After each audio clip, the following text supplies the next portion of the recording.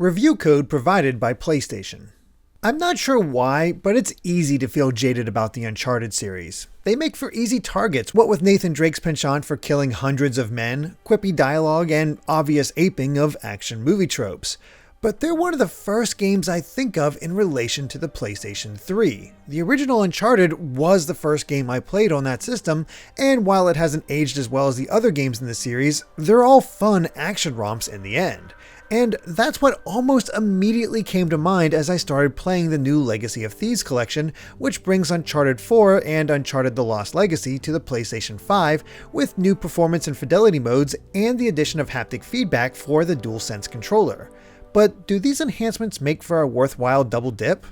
For those unaware, Uncharted 4 picks up with series protagonist Nathan Drake having settled down with his longtime love interest Elena for a normal suburban life. The routine of it all is obviously creating some ennui for Nate, but he refuses to go back to his treasure hunting life until the sudden reappearance of his never-mentioned brother Sam. Thought dead for over a decade, Sam has come to Nathan for help. If he doesn't find a long-lost pirate treasure for a crazed dictator, he'll be killed. Of course, things are never simple, and the two find themselves in a race for the treasure against an unhinged millionaire and his army of mercenaries. Meanwhile, The Lost Legacy steps away from Nathan and instead focuses on Chloe Fraser from Uncharted 2 and Nadine Ross, introduced in 4, as they form a tenuous alliance in their search for an ancient Indian artifact while dealing with another crazy guy, this time a rebel leader and his army. Both stories are well told and filled with fun character interactions. It's still impressive how effortlessly Naughty Dog has everyone play off one another. Nathan and Sam's interactions differ greatly from him and Sully or him and Elena. It's obvious that they should be different, but to have it feel so natural is the key. The world feels, well, real, and that goes for Chloe and Nadine as well, two characters who never interacted before Lost Legacy. They go through stages of distrust, trust, and natural questions as they learn more about one another. It's genuinely funny at times how they question each other's past decisions and eventually make a connection.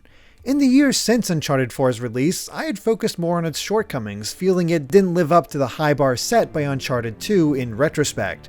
I just assumed it wouldn't be as good on revisit, but coming back to it now, I forgot how well the story's told, how compelling the mystery is, and how well the gameplay holds up. There's more of an emphasis on stealth, though there's no punishment for failing outside of having to deal with a lot of enemies. Platforming is jazzed up with the addition of a grappling hook, and many of the locations are open enough to require a vehicle.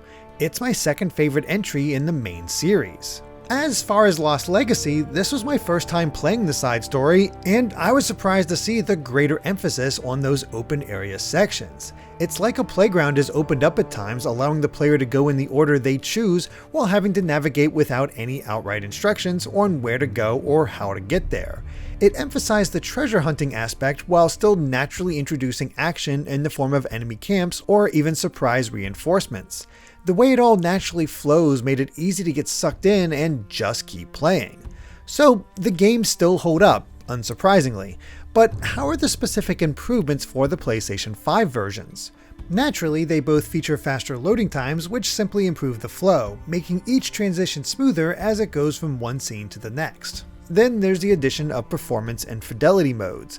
The original Uncharted 4 was locked to 1080p 30 FPS, but with these, players can enjoy 4K 30 FPS gameplay in fidelity or 1080p 60 FPS gameplay in performance. I tried both throughout my playtime, but I personally preferred fidelity. I often have difficulty telling the difference between 30 and 60 frames per second, but seeing the colors pop in Uncharted blew me away.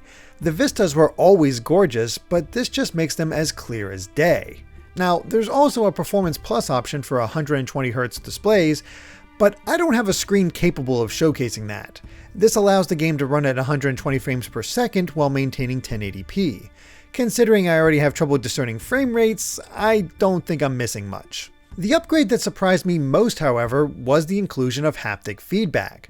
I expected it to maintain the general rumble of the original with maybe a few bells and whistles on occasion, but this is the full package. It never goes as wild as Ratchet & Clank or Astro's Playroom, but it did enhance quite a few moments. This ranges from the vibration of shooting each gun, to feeling the steps on the terrain, to the resistance of the gas pedal when driving around. None of this revolutionizes the gameplay, though there is a simple delight in the effects. There's not really much more for me to say about the Uncharted Legacy of Thieves Collection. It updates the original games in expected but appreciated ways for the PS5. While I was unsure if Uncharted 4 would still hold up for me, it pulled me back in a surprisingly short amount of time. And Lost Legacy makes for a shorter companion piece with some unique ideas of its own to change up the usual formula. It's simply a pair of great vibes games, though whether these PS5 upgrades are worth a revisit is ultimately up to you. As for newcomers, the collection is a great deal for those looking to experience the end of Drake's adventures. But what about you? Are you planning on reliving these Uncharted stories? Let us know in the comments below. Thanks for watching, and for more of our reviews, be sure to hit that like button, subscribe to Good Vibes Gaming, or ring that bell for notifications. There's also our Patreon over at patreon.com/gvgaming if you want to offer even more support. Until next time, bye!